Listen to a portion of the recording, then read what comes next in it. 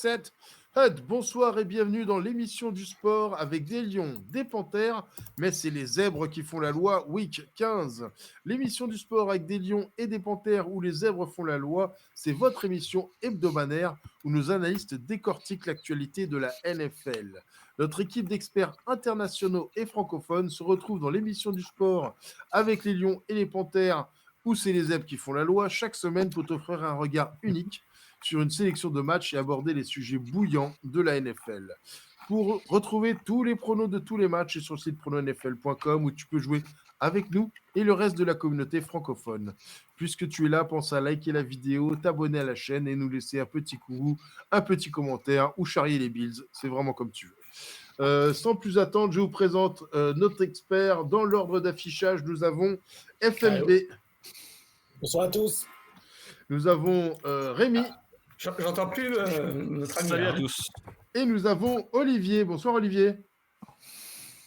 Génial. Je veux dire salut à tous, c'est ça, mais j'entends pas du tout Rico là. Ah merde. C'est pas grave. Il dit des conneries de toute façon. D'accord, c'est pas grave. Les matchs ce soir, Cowboys, Bills, Eagles, Seahawks, Texans, Titans, Broncos, Lions. On va parler un peu de la situation des playoffs, mais tout d'abord, notre premier sujet de la soirée. Est-ce que Kansas City est en crise, Rémi? Bah écoute, en tout cas, depuis le début de saison, on n'est pas convaincu. D'habitude, on dit toujours que le mois de décembre est le mois des Chiefs. Force est de constater que c'est pas le cas cette année. Ça joue pas très bien. La chance qu'ils ont, c'est qu'au final, on avait vendu en début de saison les mérites de l'AFC. Et au final, personne ne sort vraiment son épingle du jeu, si ce n'est peut-être les Ravens. Donc, c'est une équipe qui ne doit pas être trop inquiète quant à sa place en playoff, c'est une évidence. Mais malgré tout, c'est pas très convaincant. Dans les gros matchs, je ne les trouve pas exceptionnels. Ici, certes, on a une énorme erreur de Monsieur Tony qui coûte sans doute cher en fin de rencontre, mais malgré tout, en face, on a des Bills qui sont là, qui sont dangereux et qui, malgré tout, ne réalisaient pas une belle saison. On a des Chiefs qui étaient quand même supposés gagner ce match-là. Et j'ai tendance à croire que c'est quand même assez mauvais signe. On a des Chiefs qui ne se basent que sur 3 joueurs et ça me semble assez limité. On a Mahomes et Kelsey et on a Jones en défense. Si on retire un de ces 3 éléments, l'équipe s'effondre totalement. C'est vrai qu'avec ces 3 éléments-là, ils ont tendance à avoir le luxe de pouvoir se rabattre sur eux et d'être dangereux dans un peu tous les matchs, mais malgré tout, j'ai l'impression que maintenant, ils peuvent aussi perdre tous leurs matchs. Et c'est ça qui devient inquiétant avec ces Chiefs.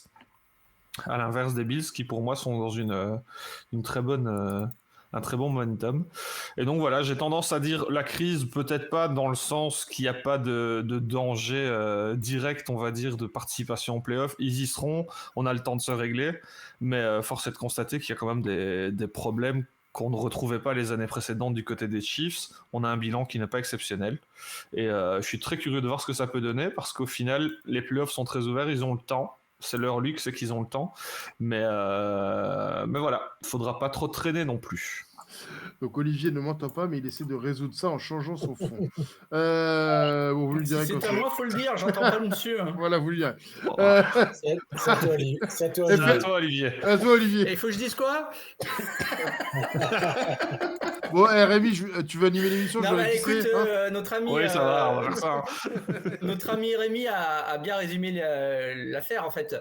Ce qui est surtout étonnant, c'est qu'on avait l'habitude des Chiefs réguliers, pas forcément toujours très spectaculaires, mais qui faisaient toujours le taf.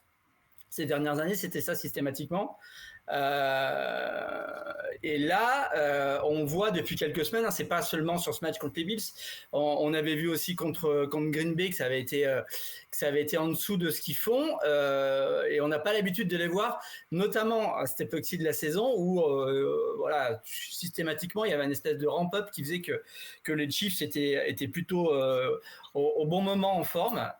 Donc là il y a un vrai souci, et comme l'a dit Rémi, c'est peut-être pas si grave que ça, parce que dans la FC ça reste très très très ouvert et qu'il n'y a personne qui assure vraiment, en dehors des Ravens, qui de semaine en semaine semblent être les vrais favoris de la conférence. Même si ça a été compliqué contre les Rams, mais ils s'en sont tirés. Ils ont fait ce qu'il fallait pour le gagner. Donc, c'est plutôt de ce côté-là qu'on a le favori aujourd'hui. Mais pour les Chiefs, c'est encore largement jouable. Mais ils ont grillé quand même 2-3 jokers. Là. FMB ? Bon, il n'y a pas grand-chose à rajouter. Là, je pense que tout a été dit. Mais bon, même si Olivier a l'air un petit peu optimiste pour Kansas City, moi, je suis moins. Je pense que, franchement, vu comment il joue, et on en a déjà parlé la semaine dernière, tout repose sur quasiment 2 ou 3 joueurs, comme vient de redire Rémi. Bon, ils ont essayé. Il n'y a pas de Checo qui a dû manquer le match contre les Bills, je pense. Donc s'il revient, c'est sûr que ça va un peu redonner le niveau, mais moi je les trouve quand même moins. J'ai l'impression qu'ils sont moins motivés. Là, ils sont dans l'effet Taylor Swift, paillettes Hollywood, et ils se croient à chaque fois gagner, et ils gagnent. Quand ils gagnent, c'est pas super top non plus, c'est pas super convaincant. Donc, mais bon, là, comme la NFL est imprévisible, c'est difficile. Moi, je ne vois pas quand même aller très loin cette année, quand même, hein, même s'ils arrivent en playoff. Faut pas dire aux gens que la NFL est imprévisible, vu que nous, notre travail, c'est de prédire ce qui se passe en NFL, quand même. On a vu les scores la semaine dernière. Hein. C'est pas faux. Ouais. D'ailleurs, du coup, Olivier parle d'imprévisible et il a disparu. Oui, la semaine dernière, c'était une hécatombe au niveau des experts. Moi, le premier. Au niveau de tout le monde, après. Hein. Si bien que Scooby a gagné la semaine par accident, presque. C'est la première fois qu'il gagne, non? Quand j'ai regardé le jour, je me suis dit, tiens, personne n'a rentré les scores pour Miami Green Bay. En fait, si, quoi. Voilà, Scooby, c'est le seul à avoir passé la barre des 50%, quoi. Chaud. Bravo. Bravo, Scooby. C'est ça. Revoilà l'ami Olivier. Est-ce que tu m'entends ? Je t'entends. Génial. Eh bien, nous t'attendions pour lancer le prochain match. Les Cowboys contre les Bills. Ah, bah oui. Alors, écoute, c'est quand même un match qui s'annonce très sympa. À Buffalo, forcément, il y a eu une grosse reprise d'espoir après cette victoire sur les Chiefs. Alors, effectivement, il y a quand même pas beaucoup de marge de manœuvre pour Buffalo. Une défaite sur les matchs qui restent, ça peut encore le faire, mais voilà, c'est le dernier joker, donc ils peuvent à la limite perdre celui-là, mais derrière il faudrait faire un sans faute. Par contre, gagner celui-là, ça leur donne quand même pas mal d'espoir, y compris même d'aller gagner la division en semaine 18 à Miami, ce qui serait faisable. Donc du côté des Bills, il y a vraiment de l'espoir. On a l'impression que le changement de coordinateur offensif a fait du bien. On a aussi l'impression que l'équipe tourne, c'est-à-dire que l'équipe a retrouvé de l'allant, de la motivation. Il y a moins de petites phrases à droite, à gauche. Ils ont fait un petit peu corps avec soutien avec McDermott là-dessus. Donc il y a une bonne dynamique. Même si l'équipe reste fragile, on l'a vu notamment en fin de match contre les Chiefs, c'est toujours une équipe qui a du mal à garder un score. Donc on verra ce qu'il en est. Mais de l'autre côté, on a aujourd'hui avec les Cowboys peut-être une des équipes qui joue le mieux depuis plusieurs semaines, voire même plusieurs mois. Pour moi, c'est l'équipe qui joue le mieux en ce moment à NFL avec les 49ers. Donc, ils vont venir avec des ambitions parce que pour eux, L'ambition, c'est d'être numéro 1 dans la NFC. C'est jouable. Ils peuvent aussi avoir la division, mais pour ça, il faut aussi rester bien devant les Eagles. Ils ont été impressionnants contre les Eagles. Ils ont pris une revanche. Ils l'attendaient depuis longtemps, depuis plusieurs semaines, de prendre leur revanche du match aller où ils avaient dominé sans gagner. Là, ils l'ont fait. Donc, c'est vraiment une équipe très, très dangereuse. Prescott, aujourd'hui, il est peut-être MVP de la ligue, ou en tout cas, il est pas loin, avec Purdy notamment. Donc, c'est pour moi un très, très beau match qui s'annonce, avec en plus un horaire sympa pour la France, parce que ce sera 22h. Donc, loupez-le pas, pour le coup, ça risque d'être très sympa. Ouais. Moi, je joue les Bills, parce que bon, voilà, c'est mon équipe. Mais ça risque d'être très très serré. Dans les matchs très serrés, on sait que pour les Bills, c'est pas toujours une bonne idée, mais on verra. En tout cas, loupez pas ce match, ça va être très sympa, avec deux attaques qui sont en pleine forme. Ouais. FMB, ça te dit? Ouais, ça va être un beau match, enfin, j'espère. Là, mais, comme on l'a dit, la NFL est imprévisible, mais moi, je pense que les Cowboys sont un peu au-dessus, et pour moi, ils m'impressionnent de semaine en semaine. J'avais déjà parlé de Pearson et Micah Pearson, et je le trouve exceptionnel comme linebacker. Je regardais, il a 12 sacs et demi. C'est quand même énorme pour un linebacker, quand même, surtout qu'il bouge un peu dans le backfield. Il n'est pas tout le temps en edge. Et puis, l'attaque tourne bien. Bien sûr, il y a Lamb. Si Lamb, il fait le gros boulot en termes de yards pour les receveurs. Il a plus de 1253 yards, ce qui est quand même énorme déjà. C'est peut-être la clé du match. Si les Bills arrivent à isoler Lamb, ils ont peut-être une carte à jouer. Mais je ne suis pas sûr non plus, parce que Pollard, il assure vachement au jeu au sol. Ils ont d'autres receveurs aussi, comme Ferguson et Cooks, qui peuvent sortir aussi à leur épingle du jeu. Et je pense que ce qui peut jouer, alors je ne sais pas si Olivier a regardé la météo, c'est la météo qui peut sauver les Bills s'il y a un gros blizzard. Non, pour le coup là, l'automne est très clément du côté de Buffalo. Ils n'ont pas vu de flocons encore, et ils annoncent pas de froid. Donc ça devrait tenir après. Après, c'est aussi l'époque où il peut y avoir du vent, donc il faut voir ce qu'il en est de ce côté-là, parce qu'il y a souvent du vent à cette époque-ci à Buffalo. Mais en tout cas, il n'y aura pas de neige dimanche à Buffalo. Bon. Ça nous rend tous très tristes, Rémi. Ouais, c'est un match entre deux équipes, parce qu'on souligne que les Cowboys sont en grande forme, mais j'ai tendance à dire que les Bills reviennent pas mal aussi. On a une défaite douloureuse, mais depuis, ça s'est bien relevé. Et donc, c'est un match hyper intéressant. Les Cowboys, leur place en playoff est plus ou moins assurée, mais ils ont quand même pas mal de choses à aller chercher malgré tout. Ils sont en grande forme. C'est un déplacement assez délicat du côté de Buffalo. Je pense qu'à domicile, j'aurais tendance à donner un bel avantage à Dallas. Mais déplacement à Buffalo, qui est dans une bonne forme, qui doit absolument gagner, comme l'a expliqué Olivier. C'est vrai qu'ils ont sans doute encore un petit joker, une petite défaite qui pourrait passer. Mais gagner ce match-ci serait quand même hyper bon pour le moral et pour les stats également. Donc j'ai tendance à croire qu'on aura un bon petit match. Du côté de Dallas, on a quand même réussi à gérer, pour moi, vraiment de manière admirable les blessures. On a perdu Dix pour la saison, ce qui était quand même pas négligeable. C'était sans doute leur deuxième meilleur défenseur derrière Parsons. Il y avait quand même Van Der Esch, dont on parle pas beaucoup, mais pour moi, qui était vraiment un peu le cœur de cette défense au poste de linebacker, qui était vachement utile aussi et qu'on a perdu courant le mois de novembre. Donc, pour la saison également. Donc, c'est clair qu'on perd des éléments clés en défense. Certes, il y a encore Parsons, mais malgré tout, c'est pas évident d'aller chercher des remplaçants. On a Blend au final qui fait une saison exceptionnelle. Et c'est vrai que malgré tout, j'ai tendance à croire que cette défense qui peut se montrer excellente, malgré tout peut avoir des petites failles, comme ça a été le cas face aux Seahawks, où on n'a pas su sortir les Seahawks du terrain une seule fois. Et j'ai l'impression que les Bills peuvent peut-être s'appuyer là-dessus, avec notamment un running game qui semble prendre forme, un James Cook qui est aussi capable de réceptionner le ballon, ce qui est assez important pour le jeu des Bills, et réussir à tuer un peu le chrono. Donc j'ai tendance à croire qu'on aura un très beau match.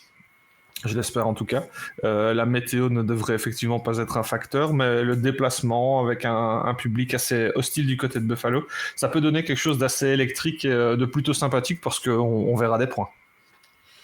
Merci, messieurs. Match suivant, les Eagles contre les Seahawks. Rémi, je te laisse la main, t'as l'air chaud, et puisque tu risques de mourir bientôt, faut quand même que... Voilà, c'est ça. Oh, profite-toi. Mon dernier souffle. Ben écoute, on a des Eagles qui sont en train de ramasser tout petit doucement face à de grosses écuries. On reste sur 2 défaites plutôt solides et je pense que ça va commencer à se remettre en question du côté de Philly. On avait de loin le meilleur bilan et maintenant on commence à rentrer dans les rangs. La première place de la conférence commence à être un peu compromise. J'ai tendance à croire qu'elle devrait leur passer sous le nez.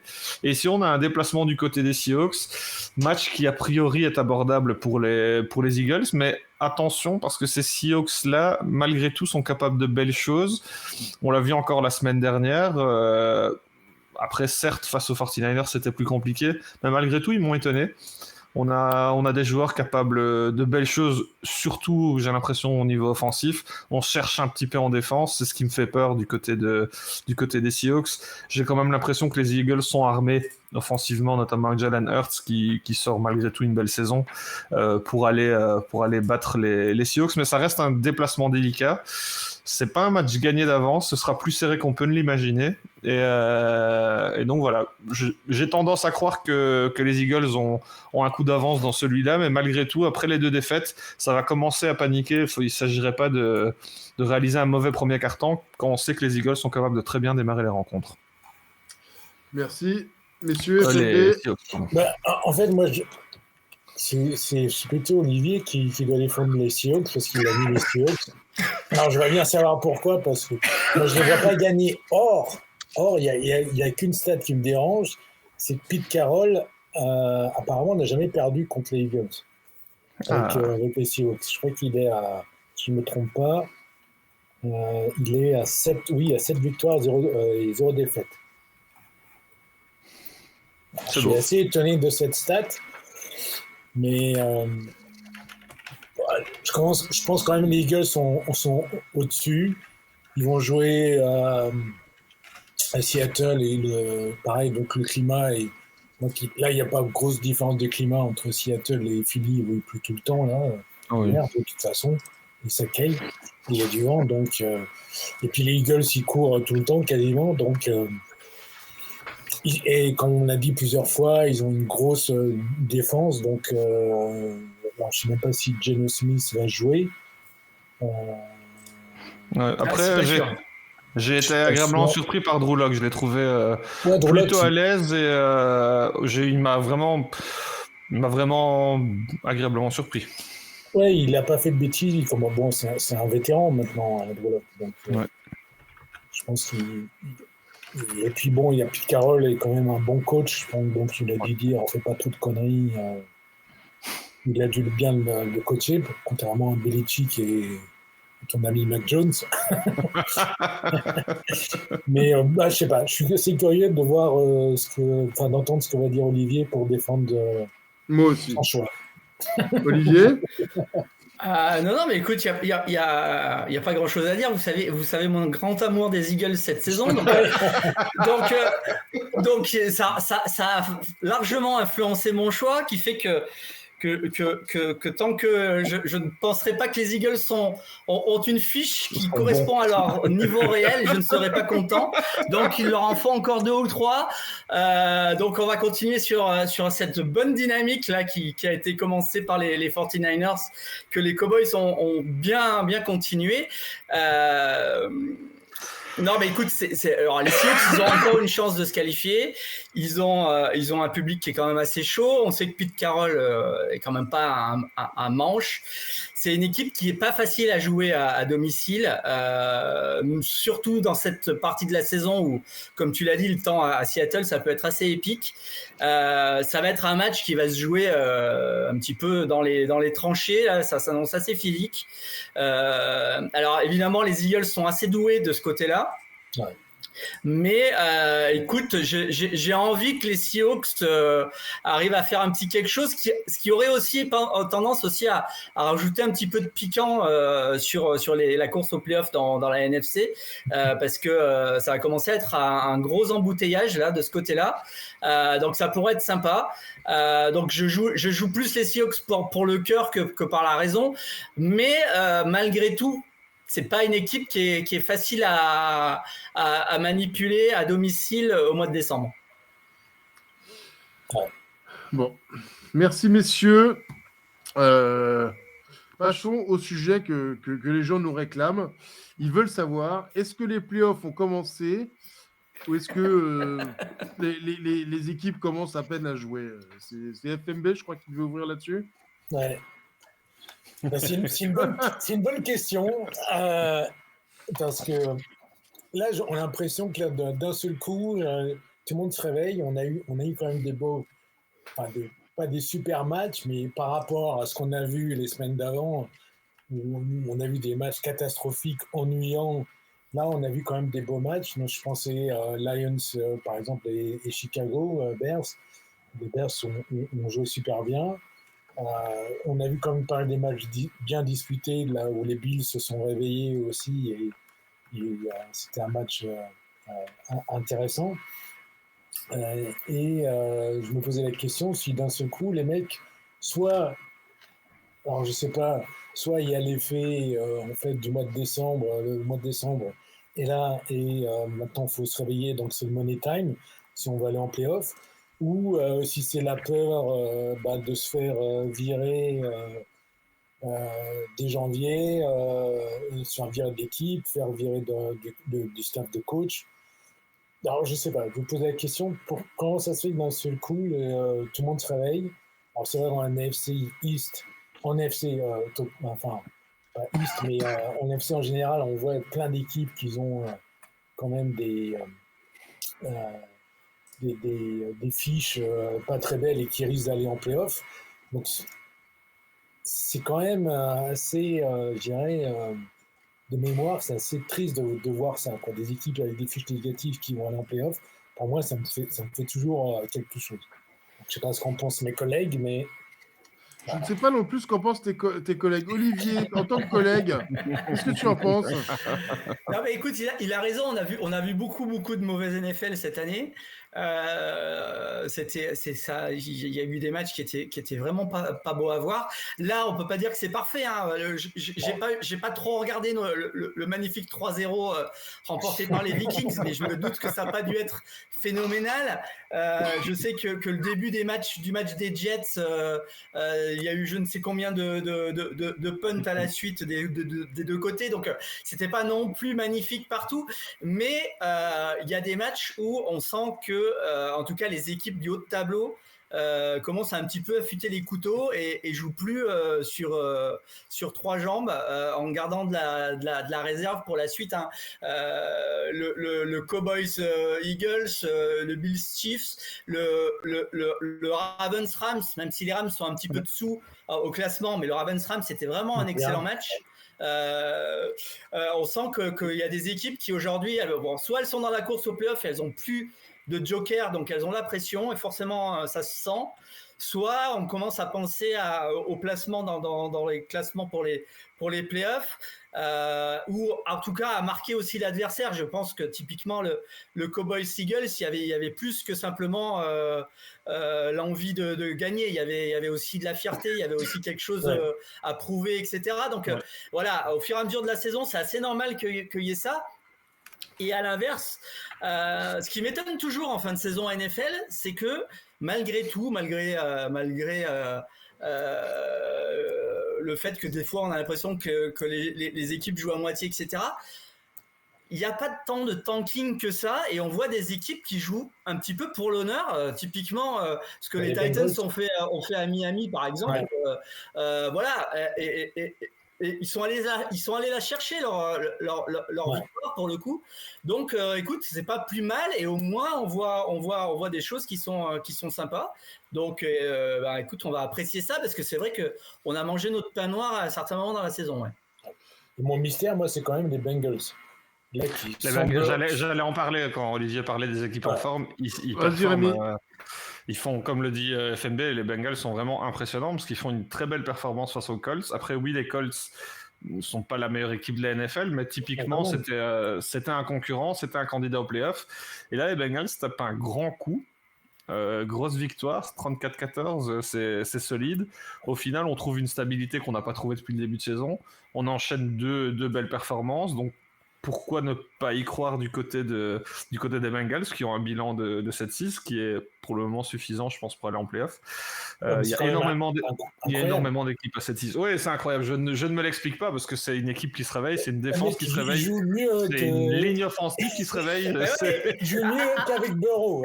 Après, faut pas oublier que Burrow, Est-ce il que était Burrow blessé handicapé pas mal Ouais, c'est en ça. début de saison avec sa cheville. Le Ça poignet, donc n'a pas aidé. Il a un petit peu joué en boitant, en n'étant pas en forme à 100% une bonne partie de la saison, ce qui a sans doute aussi déstabilisé un petit peu l'attaque. Et puis, moi, j'en reviens aussi au fait que Browning, c'est pas un branquignol pour le coup. C'est pas un QB qu'on a sorti du backup. Hein. C'est un gars qui a starté 5 ans en NCAA, qui a joué à un niveau quand même intéressant quand il était à Washington, qui était backup, mais donc on l'a jamais vu jouer en NFL pour le coup. C'était vraiment, ça fait 5 ans qu'il est en NFL, il n'a jamais fait une passe. Mais voilà, il montre que finalement, il avait peut-être le niveau pour faire une belle carrière. On sait pas. J'imagine, en tout cas, qu'à l'intersaison, il va peut-être être demandé à droite à gauche parce que ce qu'il montre est pas mal du tout. Hein. Un futur Tom Brady, d'après Olivier. En attendant, quand je vois le niveau de certains quarterbacks, c'est vrai que quand on voit le niveau d'un Browning, on se dit qu'il a sa place dans pas mal d'équipes. Ça, c'est clair et net, que ce soit un très bon backup ou même un titulaire dans pas mal d'équipes. Et ça pose aussi la question de se dire, est-ce qu'un quarterback moyen à 100% n'est-il pas mieux qu'un bon quarterback même à 80%? Je ne sais pas, parce que c'est vrai que Burrow était l'ombre de lui-même et sa blessure a certainement une énorme influence là-dessus. Et donc voilà.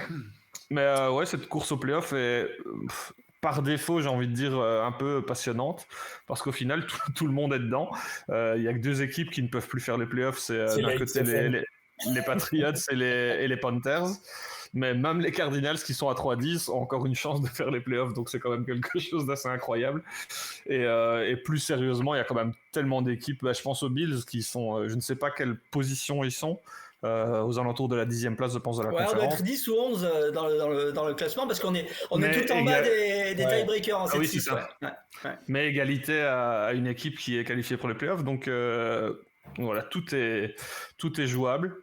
Et cette semaine, il y aura encore pas mal d'enseignements d'office de nouveau dans la magnifique NFC Sud, où j'ai l'impression qu'effectivement, 8 victoires, ce sera largement suffisant.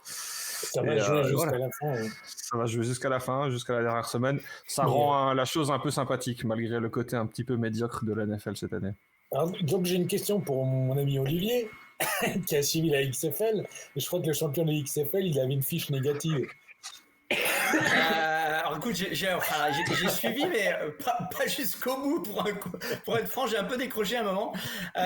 Mais oui, parce qu'en fait, si tu veux, comme il y avait 2 divisions de 4 et les deux premiers de chaque division étaient qualifiés, ce qui fait qu'en fait le deuxième d'une des deux divisions avait une fiche complètement pourrie. Et puis en fait, ils ont pris feu au moment des playoffs et ils ont gagné le titre. Ouais.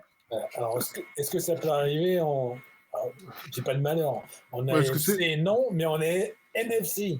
Écoute, si les Falcons sont au Super Bowl, ça serait spectaculaire. Alors bravo. Mais après, j'ai tendance à croire que les bilans négatifs ne seront pas terribles en NFC, mais les bilans, les 6 et 7e places en AFC, pour moi, vu le niveau moyen de l'AFC, peuvent mettre en danger tout le monde. Je voudrais pas être l'équipe qui se tape les Bills s'ils sont 7e. Ça, c'est clair que... ça va ouvrir le truc. Du côté de la NFC, le problème, c'est qu'on aurait des équipes à bilan négatif qui vont affronter les meilleures équipes de la NFL, que ce soit les Niners ou les Cowboys. Un Cowboys Falcons à Dallas pour les playoffs, franchement, ça risque vraiment être moche, quoi. Le pire, c'est que les Falcons vont sans doute, s'ils sont champions, ils ont un match à domicile, quoi. Ça, c'est toujours quelque chose qui me fascine. Bon. Messieurs, double T, les Texans contre les Titans. Qu'est-ce qu'on en pense, Olivier? Les Texans contre les Titans. Je sais même pas ce que j'ai joué en fait, parce que j'ai beaucoup hésité. je te Alors, pour le coup, je sais plus. Alors Olivier, c'est pas important pour faire l'analyse du match. Non, mais parce que pour le coup, j'ai beaucoup hésité sur ce match. Parce qu'au début, j'étais parti tranquillement sur les Texans, avec Stroud qui assure, machin, patin couffin. Donc Stroud, forcément, le futur Rookie of the Year, toujours dans la discussion de MVP, les Texans qui font plutôt une bonne saison. Mais là, depuis 2-3 semaines, c'est un petit peu grippé, hein, ça roule un petit peu moins bien du côté des Texans. Et puis alors les Titans, ils m'ont un peu bluffé avec ce qu'ils ont fait à Miami. Et puis ils ont leur petit QB là, leur petit rookie là, Levis, qui est capable de faire un peu de tout et n'importe quoi, mais des fois il fait des trucs assez bons. Et donc je me dis pourquoi pas cette équipe qui a l'air de plus rien avoir à perdre, qui a envie de faire une belle saison à domicile. Il va falloir qu'ils se méfient les Texans pour le coup. Donc bon, les Texans sont encore dans la course au playoff, ils ont quand même beaucoup plus à gagner de ce match. Stroud a quand même montré qu'il avait de la ressource. Donc je joue les Texans, mais c'est pas si évident que ça comme match, hein. Rémi? Ouais, je suis assez d'accord. À la base, enfin moi, ce qui me fait hésiter, c'est l'état de santé aussi de Stroud qui a une commotion cérébrale, donc il est dans le protocole. J'ai tendance à croire qu'avec Stroud, effectivement, ils ont les armes pour aller gagner ce match, mais ça va pas être simple parce que effectivement, du côté de Houston, ça tourne beaucoup moins. On a perdu Tank Dell sur blessure et ça a commencé un petit peu à mal tourner de ce côté-là. Du côté des Titans, on est capable de tout. On réalise une fin de match canon du côté de Miami. Une belle rencontre, on a toujours quand même un running game qui peut en imposer avec Henry, donc c'est clair que c'est toujours sympa de ce côté-là. Et il y a un Will Levis qui est effectivement capable de fulgurance. J'aime assez bien dans les jeunes QB qu'on nous offre cette année. Je trouve qu'il propose de belles choses. Après, oui, il y a des erreurs, il y a des choix un petit peu particuliers, il y a des petites fois, on a l'impression que les fils ne se touchent plus. Et il est capable de tout. Mais malgré tout, c'est sympa à suivre. Ils peuvent ennuyer un petit peu tout le monde. Ils n'ont pas une mauvaise défense en soi. Ils peuvent donc inquiéter ces Texans, et j'ai tendance surtout à croire que si les Texans sont privés de Stroud, forcément ça deviendra beaucoup plus compliqué. L'absence de Dell plus celle de Stroud, ça commencera à faire un peu trop, et du côté de Tennessee, alors je ferai de Tennessee mon favori. FMB, tu as l'air dubitatif. Ouais, parce que j'aurais le temps de regarder, je suis le seul à avoir mis Tennessee, donc... Non, alors parce que peut-être que je suis traumatisé parce qu'ils ont battu. Même moi je pensais avoir mis Tennessee, figure-toi. Donc. Non, t'as mis Houston. Ah je vais changer, mais tu fais bien de me le dire, je change. Je viens d'annoncer Tennessee, donc. Non, tu ne peux plus changer, hein. C'est Olivier roule. Non, mais comme on l'a dit, de toute façon, les matchs imprévisibles, mais les Titans, chez eux, en général, ils font le boulot. Là, je pense qu'ils sont sur une bonne dynamique. Comme l'a dit Olivier, ils n'ont plus trop rien à perdre. Et puis, donc là, ils ont mis les mains, en fait, du poste de QB au rookie Lewis, qui a un bras hyper canon. Moi, je le trouve assez impressionnant. Donc, heureusement, de temps en temps, il fait des erreurs, ce qui a sauvé un peu les Dolphins, parce que je pense que la gestion du match offensif des Titans était pour une fois bonne, je dirais. Ou des fois, je trouve que Vrabel est un peu à la ramasse en choix offensif. Et là avec Lewis, il a quand même plus d'options qu'avec Tannehill. Ouais. Et quand il balance à plus de 50 yards et qu'il touche, ça fait mal, quoi, tout de suite. Donc, et du coup, donc, le match un peu dans l'autre sens, c'est le match de Houston face aux Jets, où ils sont pris une fessée. Donc là, ils m'ont un peu refroidi, Houston, parce que donc, tout le monde voyait Houston gagner facilement chez les Jets. Et là, grosse fessée. Donc moi, j'ai remis les compteurs à 0. Et je me dis, bon, les Titans, chez eux, quand même, ils devraient assurer. Ce sera peut-être un match serré si Stroud se joue. Si Stroud ne joue pas, il n'y a pas, à mon avis, je pense que j'y peux rien. Mais bon, je pense que les Titans devraient gagner quand même facilement. C'est vrai que ça, tu peux rien. Ouais. Merci, FMB. Peut-être que je vais jouer. Oh là là. Tu veux pas jouer QB? Apparemment, ils prennent. Ils sont assez ouverts en ce moment. Dernier match de la soirée, les Lions contre les Chevaux, les Broncos contre les Lions. FMB, tu te sens chaud? Non, je passe mon tour. Ok. Rémi, c'est à toi. Bon, allez, je veux bien en parler. Non, c'est un match, au final, pourrait être intéressant, parce que j'ai l'impression que les Lions sont un peu difficiles à prédire. Ça alterne le très bon et le très très mauvais. Et en face, on a une équipe de Broncos qui a encore son coup à jouer pour les playoffs, qui a eu une bonne phase de quelques matchs gagnés consécutivement. Et donc voilà, je pense que ça peut être un match intéressant. A priori, les Lions sont l'équipe pour prendre le dessus. Mais je me méfierais quand même de ces Broncos qui commencent à se régler qui se sont bien réglés défensivement depuis un petit temps. Ça clique pas mal offensivement. Les stats de Wilson sont plus qu'honorables. Et la connexion avec Sutton m'étonne assez bien. Donc on a une équipe de Broncos qui va être chiante à jouer pour les Lions, surtout des Lions qui sont dans le doute, qui galèrent. On l'a vu face aux Bears. Et voilà, pour moi, ça va être un match serré, tout simplement, parce que j'ai pas l'impression que les Lions arrivent à assumer leur statut de favori depuis quelques temps. Ils ont fait un début de saison canon, ça commence à tout sauter un petit peu du côté de Détroit. Il y a un petit problème dans le moteur, et là, c'est le match pour se relancer, parce qu'il s'agirait pas non plus d'arriver avec un bilan un peu dégueu en play-off. Ouais. Olivier?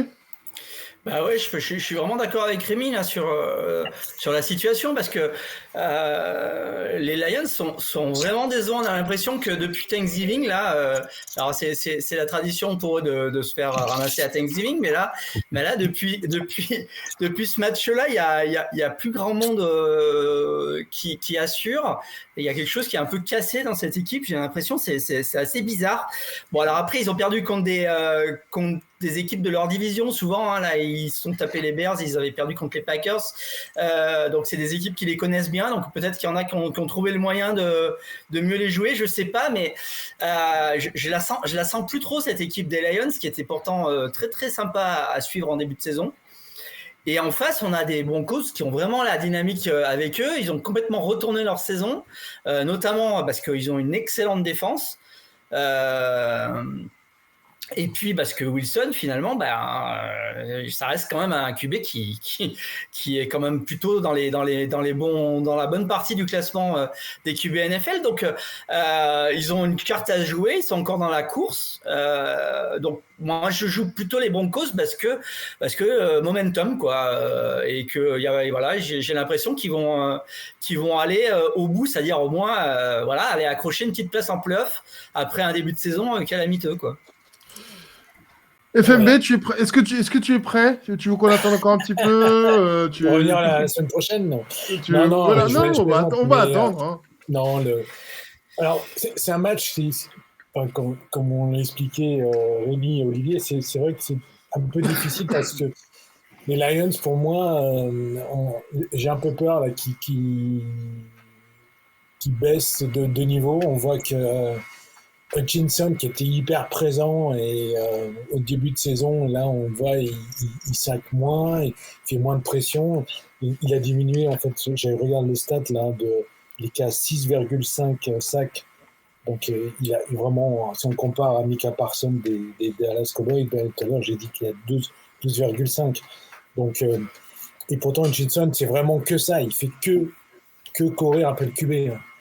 Voilà, donc c'est sûr que la problématique qu'ils ont aux Lions, c'est peut-être d'avoir trouvé au moins quelqu'un qui n'est pas équivalent à Hutchinson de l'autre côté, mais qui peut mettre un peu de pression. Et là, ils auront une D-line qui tient la route. Là, ils comptent que sur Hutchinson et ça devient, je dirais pas facile pour les équipes adverses, mais si on arrive à maîtriser Hutchinson, ce qu'on n'a pas réussi comme ça City en début de saison, hein, mais j'ai l'impression que maintenant, ils arrivent bien à s'ajuster, les OL. face à Hutchinson. Et du coup, tout le match repose sur l'offensive. Et Goff a quand même, je trouve qu'il a quand même eu des gros soucis face aux Bears, ce qui était quand même incroyable. Donc je suis un peu en doute, mais j'ai quand même mis les Lions parce qu'ils sont simplement chez eux.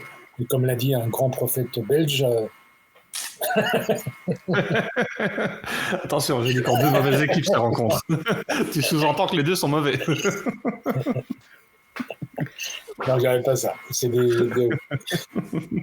Mais le problème des Lions, c'est qu'on les voyait quand même direct en playoff facile. Oui, peut-être un peu trop beau, trop vite. Et là, on se dit, mince, est-ce qu'ils sont en danger? Ouais, qu'est-ce que ça vaut? Ils ont la chance de, à mon avis, ne pas être en danger pour les playoffs, notamment grâce à cette défaite des Packers cette semaine, mais sinon... Ils rencontrent les Dallas, si je ne me trompe pas, hein, quand même. Hein. Ouais, ils ont Dallas le 30 décembre. Donc là, on va voir... ils ont leur test. On va voir le niveau. On va voir ce qu'on va voir. Ouais, on va voir ce qu'on va voir. Bon, vous regardez quel match ce week-end en priorité? On a le Bills. Bills-Dallas quand même. Hein, Bills-Dallas, très très intéressant. Ouais. Ça me semble... Après, il y a des matchs samedi cette semaine. Oui, il y a donc, un match samedi après-midi, il y a Vikings-Bengals. Il y a le Steelers-Colts de la mort. À 22h.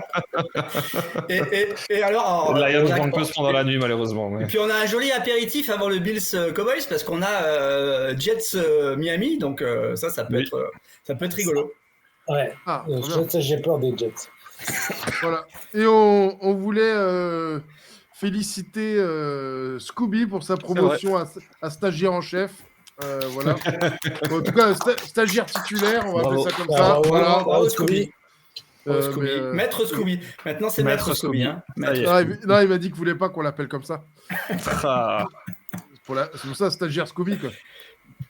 Bref, merci beaucoup, messieurs. Je souhaite à tous une bonne soirée, un bon week-end NFL. Et à la semaine prochaine pour de nouvelles aventures. Tout à fait. Salut à tous. À plus.